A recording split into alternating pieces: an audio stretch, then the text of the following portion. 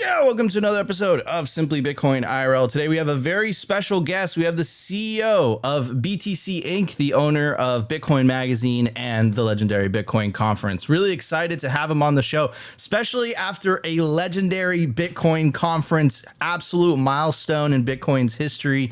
We had an ex-president, potentially future president, and of course, we have RFK Jr. speaking at the Bitcoin conference, and it was historic, definitely in terms of Bitcoin history. But before we jump into the show, I do want to give a very special shout out to the Bitcoin company that powers this show. Of course, I'm talking about Bitcoin Well. Bitcoin Well is the best place to build your automatic self-custody Bitcoin stack. It's a publicly traded company coming out of Canada that recently expanded to all 50 US states. It's a self-custody by default Bitcoin on-ramp. So head over to bitcoinwell.com today.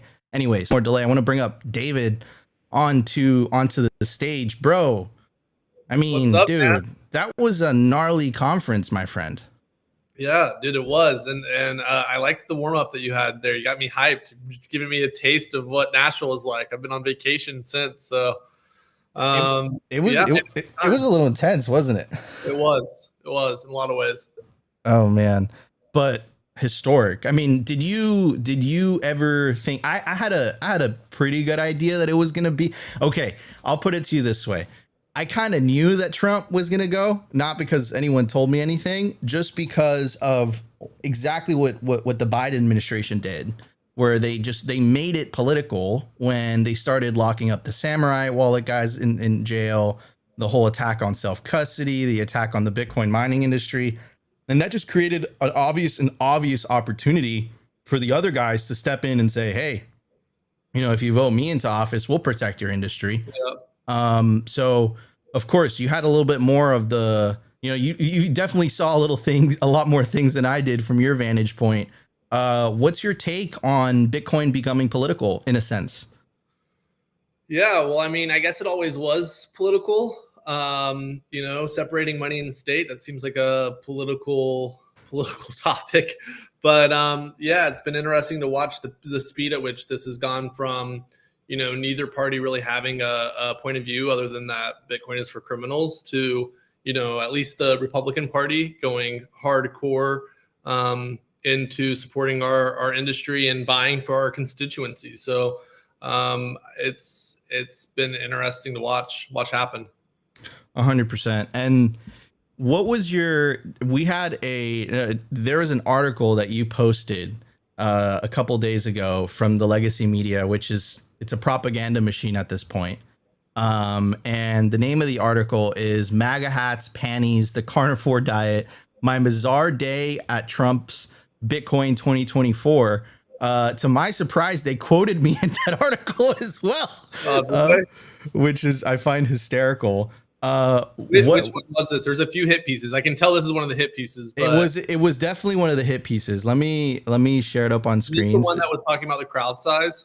Yeah, the one I think it about it. There we go. Thanks, Opti. MAGA Hats, Panties, and the Carnivore Diet. My Bizarre Day at Trump's Bitcoin 2024 speech. I'm sorry, but fuck this lady, dude. she said I said there was 8,000 people in the room. There was more than 8,000 people in the room, by the way, but I just said 8,000. And then she's like, oh, in my estimation, there was 2,000. It's like, fuck your estimation. What are you doing? You're just like, oh, they said that this car costs, $50,000, but in my estimation, it costs $10,000. It's like, what? Who is this person to negate like what we're saying? Like, we know what the capacity of the room is. This is actually a public fact. You can go look it up online to figure out what the capacity of the room is. The room was maxed out. There's people like standing in like standing only space. And she has the gall to come in and just make up a number. I mean, she just made that number up. I mean, it was just like I understand why Trump gets pissed about people doing that with his crowd sizes. It's just like she's trying to delegitimize the moment, and fuck her. That's all I got to say. Yeah, dude, she lied. There's something else too. Like, she completely misrepresented, completely like unquote. I don't know if that's I don't know what the correct terminology is, but she basically claimed that Nico said Bitcoiners have to engage in a war. Like, I don't even know what that means, bro. I never said that. But yeah, man, They're not sending their best, man. They're not sending their best. no, but it's clearly an attack. Now, my question to you is like, brother, like what, like, I have my own personal opinions, but why do you believe that the current Democratic Party and Harris are just, it's obviously not a monolith, right? There's elements of the Democratic Party that, like Ro Khanna, I think he made an appearance at the Bitcoin conference, that are super pro industry. But there's definitely, I would say, the ones that are in charge of the Democratic Party have still, how do I say this very nicely and correctly? Hijack the party. They haven't they haven't warmed up to it. I'll say that. Yeah. No, I mean, I think it's like Elizabeth Warren, who is like leading the financial issues for the party. She's like led them on this like goose chase into the forest against Bitcoin. And I think that it's completely non-viable. I think they will pivot on this topic. I also think there's the socialists that are part of the Democratic constituency are not pro Bitcoin, which I guess is not a surprise to anyone. But like broadly speaking, they're like Joe Biden, he doesn't even know what Bitcoin or crypto is. Like he doesn't have an opinion on this. It's not a strong opinion. So it's like, who has the strong opinion? And the only person who's really championing the anti-Bitcoin position is Warren. And to win what? Like what votes is she getting? What donors is she getting from that position? It doesn't even make sense. And I think she was just quoted the other day as saying, like, people were asking her if the Democratic Party was going to pivot on Bitcoin. And she was like, why would we pivot? Like, I don't see us pivoting to embrace criminals and ransomware scammers. So, shout out to her for knowing what a ransomware scammer is. I feel like that shows a little bit of sophistication maybe, but like fuck her too. I mean, it's like the MSM and they're like woke journalists and like these like woke politicians is like, they all got to go. They all got to go. And I see someone saying in the chat, Dean will have a Liz's seat. I hope so. At the bare minimum, like we're going to pump so much money into Dean's campaign that he's going to be a massive drag on her. And, someone told me that the reason Elizabeth Warren has so much power in the Democratic Party is because she's a big fundraiser.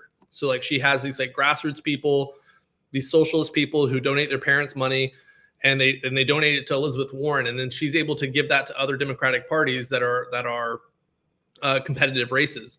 And so like whenever you're the one who has the money inside the party, her goon squad has the money. That gets you political capital and political power.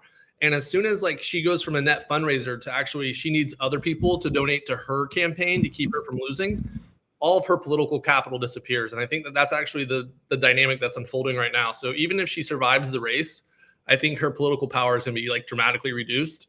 And that's because she went toe to toe with our industry. So, I'm hopeful that this will be the last election where Bitcoin is like a partisan issue. I think after this election, once we really like spank the Dems in November, it'll return to a bipartisan issue, just like the internet is bipartisan.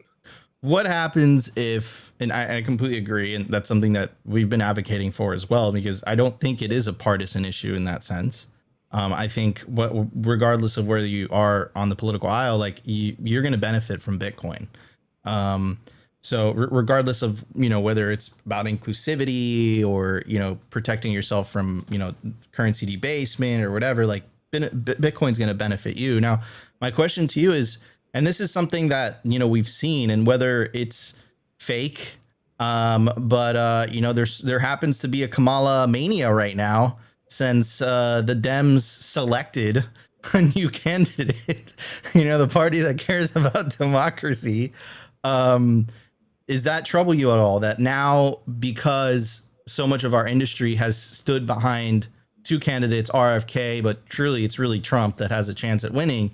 Does it worry you at all if God forbid, Trump loses the election in November? And if you look at the betting odds and the polls, and I don't want to go down that path, but let's just say that they can be finagled with. Does that concern you a little bit, that, all of a sudden, for whatever reason, the most unpopular vice president ever has just become this extremely popular candidate.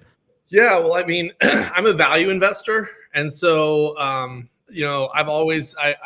backed Trump because I see the value, and I think like what's best for us as an industry is we want a close race. We want to win, but we want a close race because the closer the race, the more leverage we have in the dynamic, the more meaningful our constituency is. Every vote matters more. Every dollar raised matters more. And if it's just a runaway for Trump, it's like, okay, our industry is big, but like we're not as big as like the energy industry or like the entertainment industry, hospitality industry. I mean, these are like the biggest categories of industry and trade that you can possibly have. So it's good for us to have this come down to like a razor thin margin, but we do need to win. We have chosen a side here. And, while the Democratic Party was already fucking us, and they were like the Biden administration's been fucking us for 4 years. We've definitely raised our, let's say our profile, I think, in the Democratic establishment, the political establishment. And there's a lot of people that the Dems want to put the screws to, but like maybe they want to put the screws to us a little harder than they did previously. The good news is that like the price of Bitcoin is going to hit new all-time highs no matter what. If we hit all-time highs when Trump's elected, we need to make sure that everyone knows it happened because of Trump. That's the Trump pump, and we want to give him full credit for that event. But if he doesn't win, we're still going to hit all-time highs. And so, as we hit all-time highs, our constituency only grows. Like we're already a massive voter block. I mean, we say we're 50 to 70 million people own Bitcoin or crypto in the United States. Maybe that's a high number. Maybe it's not that high. Maybe it's half that number, and it's 25 to 35 million that own it in the United States. Regardless, it's a huge number, and that number is growing at triple-digit annualized growth rates year over year. So if you're like a betting man, and you look at a 35 million person constituency, and then you see that constituency doubling and then doubling again and then doubling one more time, it's like very quickly the vast majority of Americans will own digital assets. And so like even if we lose, I think our political capital and our political power is going to be dramatically greater in the midterms than it is right now. And like they're going to want our votes for the midterms. So as what we need to do a really good job of is documenting how big of an impact we're having in the election. So that way we can use that data to tell a story about why you don't want to fuck with our industry. And so that's really what this is all about. We're telling a story to Trump about how big of an impact we're making for his campaign and why he needs to support us. We're telling a story to the Democrats. Look how much you're fucking yourself by going against us. You need to stop doing that. And so as long as the story is heard, then ultimately we're being successful. 100%. Now, I kind of want to focus on, and I agree with you 100%. These are very good points. And I kind of want to focus on something that you said earlier, which is there are elements of the Democratic Party that are socialists. They obviously despise Bitcoin. They want a monopoly for their central bank digital currencies to bring in a utopia. We have Kamala Harris, who you can call her socialist, and you have the Walls, I believe his name is, who you could also make a good argument that he's a socialist as well. And then I'm sure, because you're on Bitcoin Twitter, I'm sure you've seen, the same day that they held the quote unquote roundtable to get figures of the industry in there. One of the questions that they asked everybody was, do you feel like your industry has been attacked? And every single person rose their hand, basically. And the same day, the Fed and the FDIC actually sued Customers Bank. Customers Bank is like one of the only remaining pro Bitcoin banks in the US. What happens if Kamala gets elected? Are we just going to see more of what we're seeing now, but times 10? Could that potentially threaten the industry in the United States? What's your take on that? It definitely could. I mean, we probably should make some blue hats and put something like "Make Bitcoin Social" together or something like that, just in case. Backup hats that we can wear. I already got permission from the guards. I will be able to live stream with BTC sessions from the Gulag, so that's already confirmed. Wow, that's good real estate. No, and I'm in Puerto Rico, so if they raise the tax rate like absurdly on Bitcoin, that's going to be really good for Puerto Rican real estate. So I'm hedged from that position, but I do think it's going to be bad for us. But it's already, like I said, it's already been bad for us. Like, what are they going to do? Operation Choke Point 4.0? I mean, where do they go from here? So give Ross another life sentence or something. So, I do worry about more U.S. industry being forced out of the United States. I do worry about a crackdown on proof of work. But the thing is like Bitcoin is resilient. The Bitcoin system will be fine. And the worst case scenario is that American industry is driven overseas, and then we just service American customers from somewhere foreign. So it's regulatory arbitrage 101. And if crypto has done it, Bitcoin can do it too. So but I hope that's not the case. I hope it doesn't get there. And I do think like firmly, the Republican Party has embraced Bitcoin, and even if we lose this election to Harris, by the time the midterms come, like history shows that the party that's voted in, there's typically a counter to that party during the midterms, and so I would imagine like once there's a House or Senate that's Republican, even if there was a Democratic president, we'd be pretty safe from any like major legislation coming against us. Gotcha. Yeah. What doesn't kill the honey badger makes it stronger. And, I think it. To be truthful, I'm not really that zoomed in on what's going on the Harris campaign or like the inner workings of the politics. Like I'm looking at this really from a very simple perspective. It's like, how do we mobilize as many votes as possible for Trump? And how do we raise as much money as possible for Trump and then tell him about it? Like, it's very important that the work we do, we're not trying to do work in secret and like have him get elected and him not know that like we did it. Like, we're trying to tell the story. Like, look how important our constituency is. This is why our constituency needs to be prioritized above gun owners, above evangelical Christians. Like, we're your top constituency. And so, I'm not even getting into the like machina of like day-to-day political dynamics. It's just how do we execute on turning out votes and raising dollars? Yeah. And I also, it's incredibly important because that's how you win elections, right? Now, what I would say to that, David, is, and this is something that we've kind of come to terms to on our show. We get a bunch of shit from Bitcoiners saying, Bitcoin isn't political, like whatever. And I'm like, dude, okay, fact, it is not political. It's an apolitical technology. But if we do pull this off, and we see a Bitcoin standard all around the world, that is one of the most political things that's ever happened. Like the separation of money and state by definition is political, right? So, absolutely. But right now we're getting to a point where our industry is no longer in the shadows.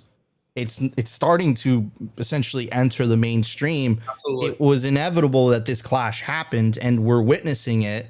And it's very difficult for me. Like, and I see it with people because they're just so hell bent on it. Like, fuck politics. I'm like, whatever. I'm like, okay. So would you rather vote the guy in that perhaps he doesn't understand it fully, but at the end, what was the last thing that Trump said? It was so epic. He was like, have fun with your Bitcoin. Like, it was so fucking funny. But whatever else you're playing with. Yeah, exactly. And then he's like, Bitcoin to the moon. I'm going to make you rich. Or would you rather vote in the person that is actively persecuting the industry? Like, for me, it's black and white, right? And it will have an effect, in my opinion, if you're a Bitcoin entrepreneur in the United States. Not on Bitcoin and the Bitcoin price, but if you're actively developing a Bitcoin business in the US, it will have an impact on you. So like, what can we do as Bitcoiners to really get the message out there and say, look, the 2024 election is a Bitcoin election? Yeah, well, I think first and foremost, like for this to have a meaningful effect on Bitcoin adoption, Trump doesn't even need to win. All we need is for President Trump to go out there and say things about Bitcoin, treating Bitcoin like a strategic asset of the United States. And that in and of itself has an impact on the global dynamic. Every other country in the world hears Trump say these things, and it impacts how they view their own domestic policy locally. And so, if Trump says we're going to get a bunch of Bitcoin and we're going to put it in a strategic reserve, other nations hear that and they say, okay, well, we need to establish a strategic reserve first before Trump gets elected. And so I think the impact of Trump's activity has, it's already happening globally, and there's already a response that we're hearing from people. Like, I expect there to be other countries to make announcements before November, and yeah, so I think he doesn't even have to win for this to accelerate global adoption. For those that are like Bitcoin is a rejection of politics and money, Trump being elected, Harris being elected, whatever, none of these things matter as it relates to Bitcoin. It doesn't change Bitcoin in any way whatsoever. If Trump likes Bitcoin, if Trump hates Bitcoin, Bitcoin is the exact same thing. It has no effect on the technology. The only thing it affects is Bitcoin users that live in the United States. That's it.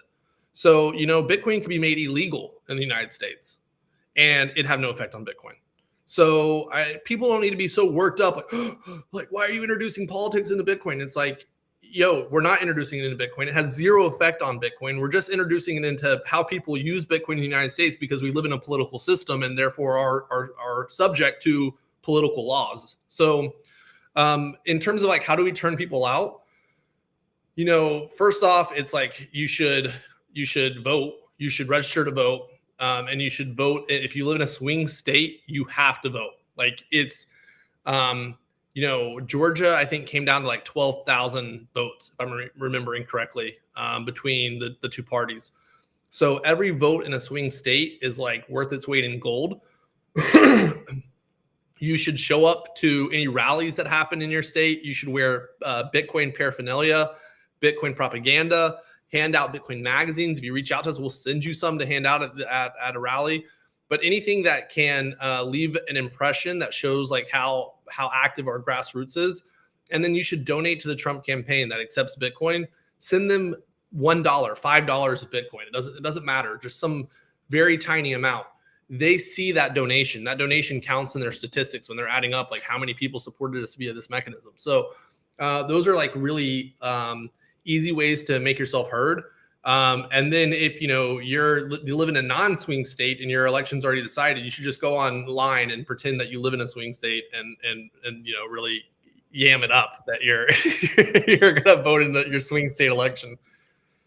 Yeah, and let's talk about what those. So for example, if you live in Nevada, Arizona, Wisconsin, Michigan, Pennsylvania, or Georgia, the man himself, David Bailey, just said, get out and vote, do your thing. Because yeah, you're absolutely right. And I think if you aggregate all the swing states from last election, Trump only lost by 70,000 votes in the electoral college thing, right? So yeah, I agree. It's a huge deal. And the reality is, and I can't emphasize your point enough, because that's a really good point. That's something for people to understand. Bitcoin doesn't give a flying F, right? Bitcoiners could move, if you take self-custody, you can go anywhere around the world, you can go to favorable jurisdiction, right?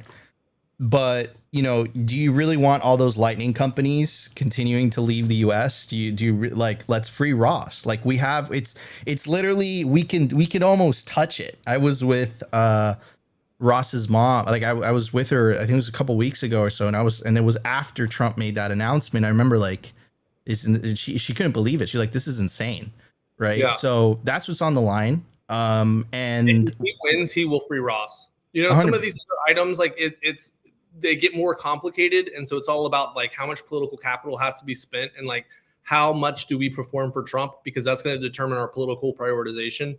But things like, hey, commuting Ross's sentence, that's an easy thing to do. I expect that to be done day one as committed to. So, in my opinion, that's enough of a reason to vote for Trump, just to see that to happen personally. 100%. I completely agree. So, man, listen, so you just threw one of the most historical, and shout out to, the rest of the team, the rest of the conference team and the MAG team. You have an extremely talented team. Love those guys. So would you say that this conference was more successful than 21? Because 21 was epic milestone. You guys came to my hometown. You guys came to Miami. But I mean, the presidents, man, I feel like how are you going to one up this next year is my question to you. So, I mean, I think it was on the 21 level. I think things that were going like better for it, or like it was, first off, it was twice as big as 21, and it was better executed by our team because we were amateurs for 21, and we're kind of, I'm not gonna call us pros, but we're like at least non-amateurs now at events. So, but I would say it was like, it reminded me a lot of 21. Like ever happened.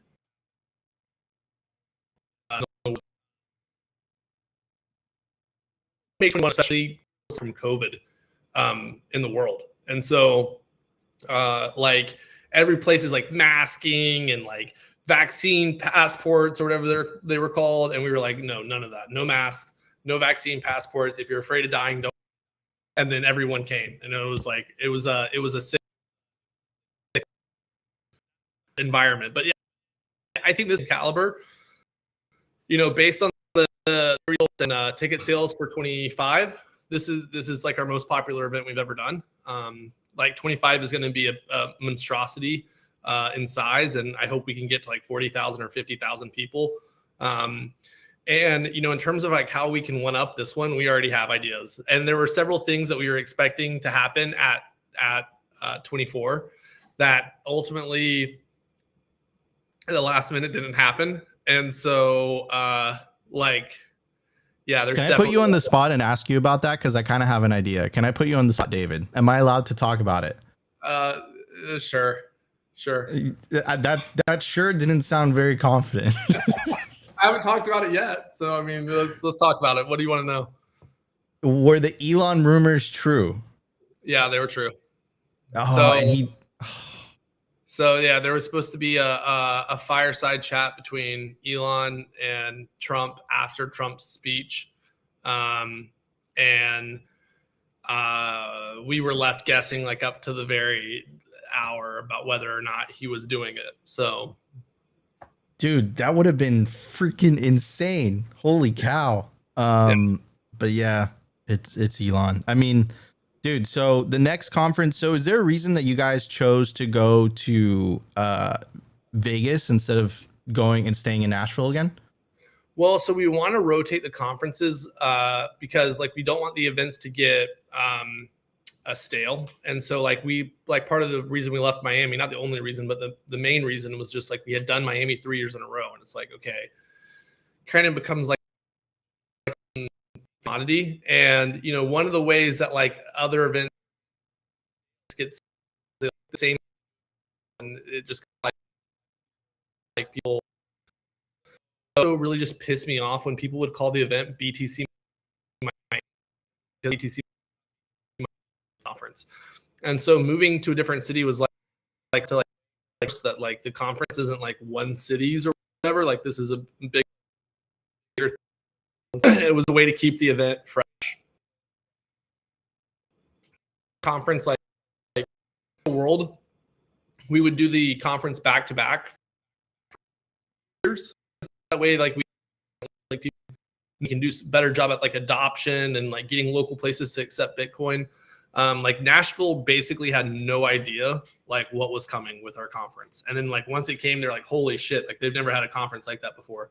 So ideally we would have done it one more time in Nashville, but there's a super woke mayor in Nashville and basically kicked us out. I mean, he wouldn't take any phone calls. He didn't come to the conference. Mayor Suarez flew to the conference from Miami to attend. And the mayor of Nashville, who was 4 blocks away from the conference, did not come, would not take a phone call. Even though we were spending, you know, the conference generated hundreds of millions of dollars in local spending, and he would not come. So again, they're not sending their best. So we wanted to go to a different city. There's really only a handful of cities that have the infrastructure to support, you know, tens of thousands of hotel rooms and like have a convention center that big. And a lot of those places are booked, you know, years out, honestly. Like most conferences other than ours plan like 5 years out. So they have the next 5 years already locked down. Like we plan 1 year out, which is like absolutely insane. And I hope this year we can get to like planning 2 years out at least. But so yeah, and we thought Las Vegas would just be a fun party place to go for what we think next year will be Bitcoin prices all-time high, north of 100K. It just seemed like a good vibe, especially with the Sphere getting built and all the activities that we can plan in the city.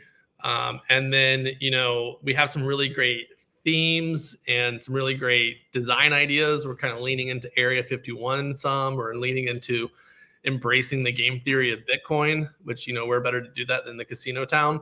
So I think it'll be a really fun conference. I think it'll be very convenient for our West Coast audience. I promised after COVID we'd never go back to California, so I feel like Nevada is the next best. And then, hopefully we can deliver Nevada, the swing state, to President Trump for this election. And that's, I told him this is the main reason we moved the conference to Las Vegas, was to win him Nevada. So hell yeah. Stacking that credit. So you gave him, and please forgive me for mispronouncing this, but a Caucasus coin. Was it? How do you say it? Caucasus coin, right? Yeah. How did he react when you gave him that? What, he just looking? He loved it. He loves it. Yeah. And I didn't give it to him. I got to hand it to him, but it's actually an OG Bitcoiner who came to the fundraiser we put together for the president. He, like 2 months ago, I put up a call, like, does anyone have a Caucasus coin for Trump? And he reached out, and he has a really cool story. We did a little recording so that people would know the story, and we're going to publish it at some point. But he has like a collection of Caucasus coins, one of the best collections. And he went through, he took the collection, he flew to one of the main coin creators in the country, had them select the perfect Caucasus coin that was in perfect mint condition. Then he had them create a special container to hold it that was for Donald Trump specifically. So this is a one-of-one, super special setup. It had one full Bitcoin on there. And then because Secret Service is insane, and they were there's no way that this guy can hand anything to Donald Trump. No one can hand anything to Donald Trump. I was able to work it back like a loophole where I could hand it to him as long as I handed it to him on stage or directly off stage, when he was coming on and off. And even to do that, they had to take the Caucasus coin and had to lay it on the floor. They brought in dogs. Then they brought in a Secret Service bomb squad to look at it and make sure there's no explosives. So it was a whole thing, just get the Caucasus coin backstage. And then once he got the coin, he loved it. So now he's going around, he's just showing it to people, being the Bitcoiners gave me a Bitcoin. I'm a Bitcoiner. So he's a big fan. And I'll let you in on some alpha. This is you know what? Never mind. I'm not gonna say it. I can't say it. What? You can't drop it in hot and take it back, Bailey. You can't do that. All I'll say is that that Caucasus coin, there are there are on the materials, there's the address to the Caucasus coin, the Bitcoin. It's public. And that's his address, totally private. If he wants to share that with people, it's up to him to share it. But unfortunately, I thought that when I showed the Caucasus coin on stage, that it was far enough away from all the cameras and everything that there was no way anyone could see any of the identifiable information on the Caucasus coin. And then the next day I wake up and the New York Times has this super zoomed in photo of the Caucasus coin where perhaps the details, the address, the presidential address has been leaked. But that would be on the New York Times for doing that. That would not, I had nothing to do with that. So in theory, someone could, send the president some corn if they wanted to directly, or, Woo! I don't know how that all that jives, but that's yeah. So anyway, that's cool. That is really, really cool, man. So how did, and it was a very successful fundraiser, of which he mentioned many, many times during his speech. Yeah. It was, I believe it was you guys and then the Winklevoss.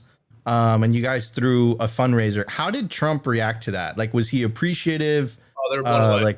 Second Yeah. biggest fundraiser he's ever had in 3 presidential campaigns. There's only one that was bigger, and that one was like that was kind of like concocted fundraiser where like he raised 52 million and one guy gave 50 million. So it's like, okay, come on. Yeah. That's, you know, like that's like where you fake your all-time highs or whatever, you know. So the second biggest fundraiser after that one was 18 million. We put up 25 million. So yeah. He was impressed. Yeah, he was very impressed. And it wasn't like it was from I think the biggest donor was $1 million. That was the biggest donor. So it was a team effort, and dude, we were and it wasn't even, we could have even put up a bigger number, but because of how, like, you know, this fundraiser, it was being run by Trump 47. It's their fundraiser, and Trump 47 has certain limitations about what type of money they can bring in and the maximum amount that can be contributed. And it has to be given personally, not via corporate. So it's way harder to get someone to give money personally because it's coming out of your post-tax pocketbook personally versus like having your corporation you run that has bajillions of dollars like right in. It's like, okay, who cares? $1 million, like, you know. So this was people personally donating, and it's very, very hard to raise money like that. And so yeah, they were blown away. They really couldn't believe it. Like they thought we weren't going to be able to raise 5. Like it was like if you raise 5, we're going to be impressed. And then we raised 25. That's freaking awesome. So David, the room, I'll share this too. Like the room was supposed to be, because I actually had to like I do a little bit of like post fundraiser, you know, repair, because when we were raising the money, it was like, hey, this is going to be tops like 10 to 15 people in this roundtable with the president. And then as it got closer and the excitement was just building, people just kept coming in, like more and more people just kept coming in. And then all of a sudden, like Trump's like, hey, I got to bring some of my boys with me. And so, you know, like Trump's got like a posse, and the posse had like Billy. Well, I already started. I'll share these names because these names are public. Kid Rock, Billy Ray Cyrus. You know, there are a couple other people that are just like chilling with Trump, you know, and so like he flies in on his plane, they come with him. And then it was like our crew from our industry. And and then there were some politicians, and it was supposed to be limited about what politicians could come in. And then once like it started happening, like there are politicians that were like, I have to be in that room. And so by the time it was all said and done, there was like 50 people in the round table, and the room was just like packed out. And a couple people that came to the round table were people that you wouldn't recognize. They're not like industry people. They're successful outside of our industry, like people who have made, you know, billions of dollars in TradFi or billions of dollars in real estate. And Trump was like very surprised to see them at the round table. He was like, "You're into this? Like, what do you think about all of this?" And they'd be like, "Oh, Mr. President, like we're very into it. We're like all in." And he'd be like, "Wow." Like turns to someone and is like, "You're into this?" And it's like, it was like this really reinforcing kind of moment of like, wow, this is like not just like a bunch of young people that are into technology. Like these are people I know that I've done business with for many decades that are into this and into it in like a really big way. Yeah, no, it's so, watching him go down that rabbit hole was hilarious. Like first he was like, it was Vivek that told him about the CBDCs, and then he dropped it at a campaign speech. And then he was like, whoa, you guys know what that is? If I get elected for president, I'm going to be anti-CBDC. And everyone's like, yeah. He was like, all right. And then he doubled down the next one. And then he did the libertarian. With him just doubling down and doubling down. Yes. It's so funny. And then at the Bitcoin conference, when he says, I'm going to fire Gary Gensler, and everyone's like, yeah. And he was like, what the fuck? I want to say it again. Oh, man. Because he's not like a typical politician. Like he doesn't have like, you know, he's authentic in that sense. So it was just one way he banks is like he builds his positions, which I feel like this is how it should be, is like he says things and then he judges the reaction of the people around him about how they feel about it. And if like people really like it, he doubles down. And if people don't like it, then it kind of like fades into irrelevancy and he doesn't say it again. And so, you know, I think he's found that like when he brings up Bitcoin and crypto items, not only do people really react like very strongly in the crowd, but then when they see him at fundraisers or they see him like, you know, just walking around at Mar-a-Lago, they go up to him, they're like, oh, I saw what you said about Bitcoin, or I saw what you said about Bitcoin mining, I love it. And he like then bases his priorities on like, wow, I've had 100 conversations today, and in 30 of them, people brought up Bitcoin or crypto. Wow, this thing really is taking off. So that's kind of how he judges his positions and what to double down on. And that's kind of perfect for Bitcoin, because Bitcoin is like money, like it's populist, it's like truly money of the masses. And so, of course, that would be the feedback that he got. But it takes someone like Trump to base their opinions on the crowd rather than like polling, where I don't know if polling would have actually picked up, like, do people support Bitcoin in the same way? No, of course not. And it can be manipulated too. Like, you're not going to get that like authentic, you can't fake a crowd. You can't say that either anymore these days, but you can't fake a crowd's genuine, like if you're there in person, you can't fake a crowd's genuine response to it, right? You can AI it and you could do all these things, but you can't fake a real in life, reaction to it, man. So yeah, dude, it was pretty crazy. I was doing rounds on the news desk, and there was a point where I'm like, it's gonna probably take 2 hours to get into that thing. So I literally left and I did the line, and I got such an awesome seat, and just because I wanted to witness history, because it really was history. And if he wins, it's gonna be insane. So I'm really excited. It was surreal. He's not done. Like there's a lot more coming between now and November. He's hitting his stride right now with our industry. He's loving the response that he's getting. I imagine he's going to double down multiple times between now and November with even bigger announcements. So by the time he's elected, the things that he's going to be saying and the things that he's going to be promising our industry is going to be like, it's going to be like, dude, where do we even go from here? So I'm very bullish. Dude, I'm bullish too, man. It's surreal to see this. Now, David, I have a question for you, because I think a lot of people don't quite understand American politics and the way that they work and donations and all that. And perhaps it goes over a lot of people's heads. So could you explain that just to everyone in terms of, because you were mentioning earlier, like political capital, you're mentioning priorities, right? Like the energy industry, it's a bigger donor base, or let's say it's more influential, it's whatever. So could you kind of explain what it is that our industry is trying to achieve, getting into the, kind of the political sphere, the political discussion?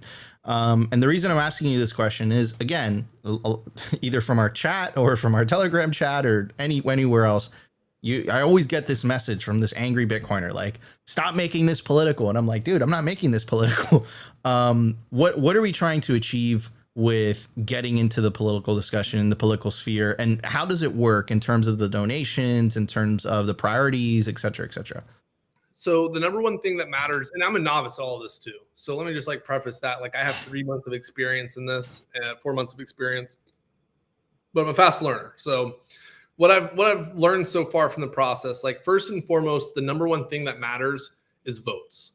Like if you can turn out votes, especially if you can turn out votes in the swing states, that is the single most influential factor for determining what your constituency is able to get in a political campaign, what type of promises that you can get from either of the parties. And so it starts with votes, but votes don't really kick in until like this quarter, like where it like starts becoming real and people start filling in mail-in ballots or showing up to vote. So before this stage of the election, it's about how much capital can a campaign raise. And there's a variety of different vehicles that campaigns can raise capital into. They look for basically 2 different KPIs. The amount of dollars that they can raise, that's one big KPI. And then the other KPI is like from how many different unique donors are we raising it from? Because that's a good tell of like how much grassroots support there is for a candidate.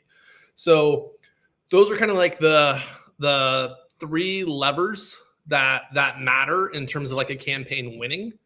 Then like, there are like, you have to have an issue that is compatible with the platform of whoever that candidate is. So, for Donald Trump, when we were working with him on, what are the different things that would excite the Bitcoin community, we positioned them in such a way that they were aligned with what his political platform was. So For example, Trump is like an energy maxi. Like he really wants America to have the cheapest energy in the world. He wants us to massively increase the amount of energy we're producing. He wants us to export energy to countries around the world. So, Bitcoin is perfectly aligned with that. Like Bitcoin mining is about making massive investments into energy. We want to make the cheapest energy and most abundant energy possible. We want to invest into stranded energy sources that really we're the only bidder for. So, when he learned all about this about Bitcoin mining, I was like, wow, like this is about energy abundance. I'm about energy abundance. Like, let's go. So it's about kind of aligning your talking points and your position for why Bitcoin matters for the campaign in a way that's like cohesive with their policy platform. So those are the different elements. And then like in terms of political priority or political capital, once you get elected, there is it's not like Trump promised all these things to Bitcoin and so therefore they're all guaranteed to happen.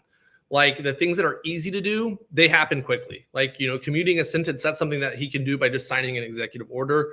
That's an easy promise for him to keep. And Trump has a pretty solid track record, at least in terms of like presidential candidates, of keeping his promises. If you weighted against any other like George Bush or Barack Obama or Reagan or Clinton or whatever, he has a good track record.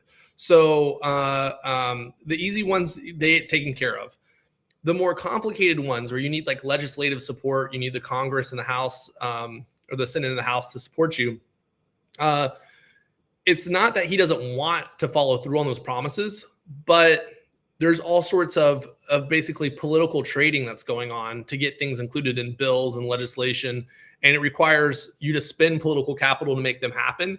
And often it just requires like, what are your priorities? Like you have 5 things that people want you to achieve. You're only going to get one of those things done. What's your highest priority thing that you want to fulfill upon? And so maybe, we get left out of something because we're not the highest priority, or maybe we don't. And like what determines that is like, how big of a constituency do we turn out to be? Are we his most important constituency? Like, I don't think we're going to be that for this election, but if we had turned out, if we were able to turn out tens of millions of votes or like millions of votes in the swing states, and we raised hundreds of millions of dollars for the campaign, we would be the most important constituency. And so, it's all about like, how critical are we to his reelection or to his like future political goals that he's trying to achieve in terms of where we fall in like political prioritization. And so, again, like that's not really a him thing. That's just like him dealing with the dynamic of how like US politics works and, what are the different trade-offs that have to happen in order to advance some of his legislative goals. And then your question was like, well, what are the things that we're like fighting for? There's a lot of stuff that we can fight for. I think he mentioned a few things, but I think to kind of reiterate some of them, things that we would want from a Bitcoin-friendly presidency, especially if he had the House and the Senate. We'd love a reevaluation of tax policy on Bitcoin. We'd love for Bitcoin miners not to have to deal with a double taxation that occurs currently. We'd love for there to be a tax exemption on de minimis transactions under $1,200 so that when you spend, when you go buy a cup of coffee, you're not having to record a capital gains event. We would love for there to be a clarity on what regulatory bodies oversee Bitcoin. Is it the SEC? Is it the CFTC? How is it treated as an asset? Is an asset? Is it a commodity? We want it to be a commodity, people. So hopefully that would be the answer.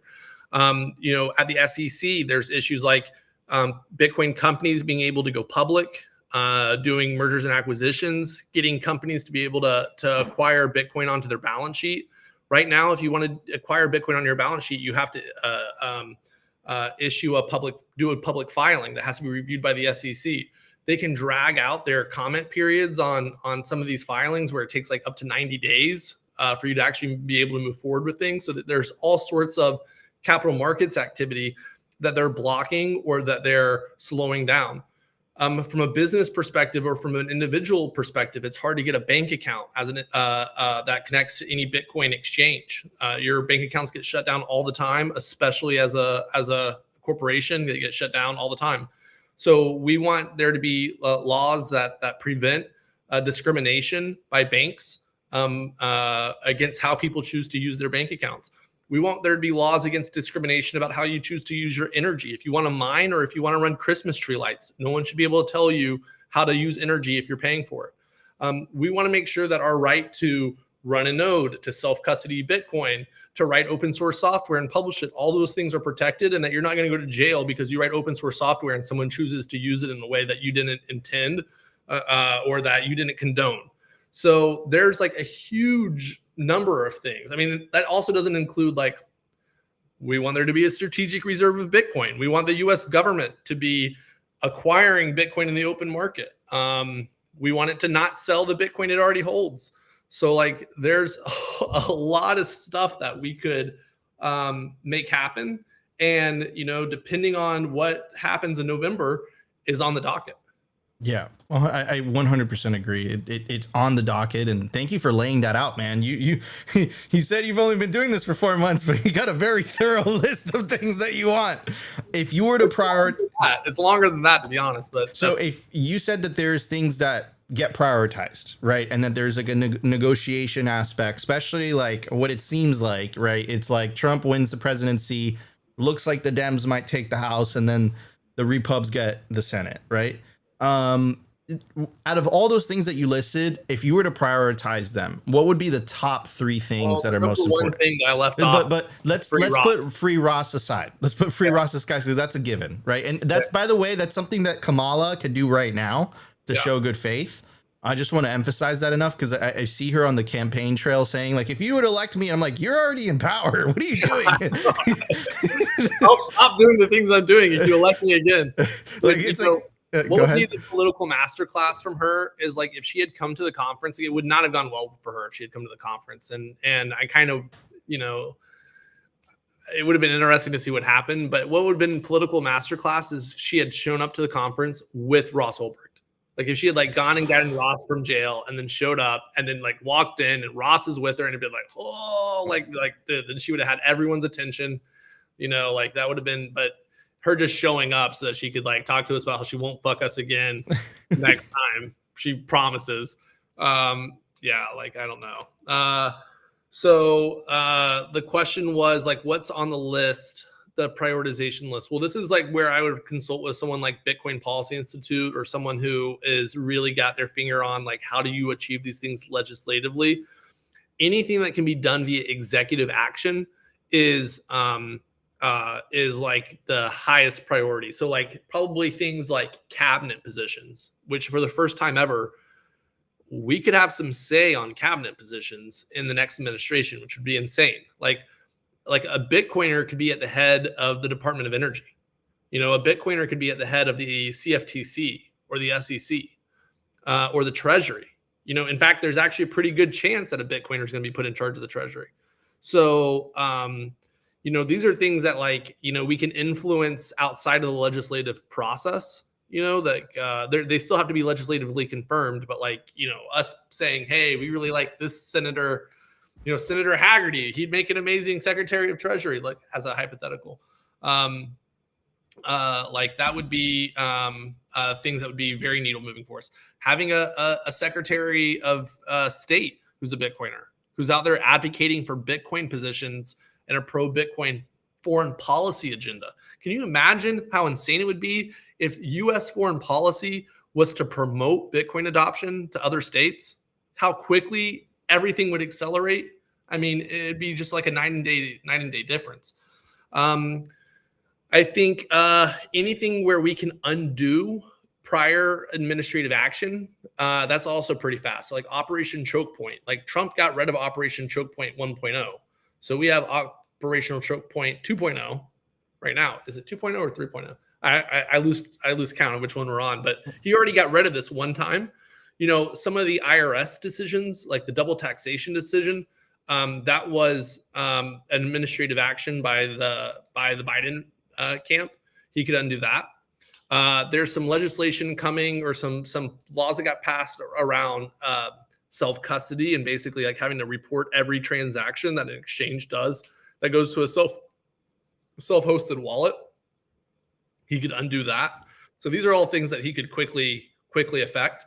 And then, he also promised to put together a working group, an industry working group, that we're going to be able to get, top industry experts and entrepreneurs on, where we're going to be able to give, direct feedback to the administration about what items matter, and any legislation that's proposed, we're going to have input on, to make sure that it's not, negatively, adversely affecting our industry or the Bitcoin users. So there's all sorts of stuff. And even the strategic reserve of Bitcoin, I've seen some draft executive orders about how it could be done from an executive perspective, outside of doing it through the Senate, which is going to be anything that has to go through the Senate or the House is like very complicated. It gets, there's a lot of political horse trading that goes on. Yeah, especially if the House is divided, like it's almost impossible to kind of get something that you want. Yeah, man. Well, dude, this episode has me incredibly hyped. And we have to go, especially if you live in a swing state, you have to get out and vote. Go vote. And if you live in a swing state, like, let me give you a call to action. We're like this week starting on raising money for Get Out the Vote activity. And our goal is to raise $10 million, $20 million. I don't know, we'll see how much we need, and we'll base it around that, but a sizable amount of money. And we are going to pump money into the Bitcoin meetups in these swing states. We're going to pump money into, I think, hosting rallies in these swing states. If you're a Bitcoiner in a swing state and you're engaged in some grassroots activity, evangelizing Bitcoin and building the Bitcoin community, reach out to us and let us know what resources you need to take it to the next level. We want to mobilize and activate as many Bitcoiners as possible and crypto users as possible in these swing states. And I'm telling you, it will be noticed. It will have a long lasting effect on the political dynamic around Bitcoin in the United States, regardless of who wins. So please reach out. And if there's a way that we can help you, we will. When you say reach out, where is that at? Send who a message? The best place to reach out at this point, because we have no official anything set up for this, is just DM me on Twitter. My DMs are open, and I will screenshot your DM and pass it to someone at our organization. But on Twitter, you can find me at David F. Bailey, and just shoot me a DM with what you're doing and what resources and support you need. And no promises that we can deliver on it, but it'll at least get sent to our team, who will kind of put it in a packet of things that we're trying to raise money for. Absolutely. So, David, we are getting to the top of the hour, and I do want to be respectful of your time. So, one last thing: if you have any parting messages, parting thoughts to our audience, what would they be? If we can win in November, and even if we don't win in November, but if we can win in November, the speed at which Bitcoin will be adopted globally will accelerate by a decade. And if we can get two nations in the world to be competing over Bitcoin and over Bitcoin dominance, it will induce every nation on the planet to compete in the Bitcoin space race. And so if you want to see the price of Bitcoin sent to the literal moon, what are we talking about here? You're teasing again, David. What are we talking about here when you say moon? I'm saying if you want to see Bitcoin sent to the moon, what we need to do is have nation states. Is that $500,000, 100,000, 200,000? $1 million plus. Okay, there we go. $1 million plus Bitcoin prices. We need nation states competing over Bitcoin. And you can't have competition if you only have one person doing it. So if we can accelerate what's happening here, we can accelerate hyper Bitcoinization dramatically. And I think everybody will be happy with the outcome. So let's make it happen, folks. Hell yeah. One team, one dream. Hell yeah. All right, everybody. Well, this was your Simply Bitcoin IRL for August 12th, 2024. I'm your host, Nico. My special guest for today, the CEO of Bitcoin Magazine and the Bitcoin Conference. It's happening in Vegas. I think you guys are doing it in the UAE. Is that correct? Yeah, we're doing it in Las Vegas for 25. We're doing it in Amsterdam for all our European socialist friends. We're doing it in Abu Dhabi for all of our based Sheikh friends.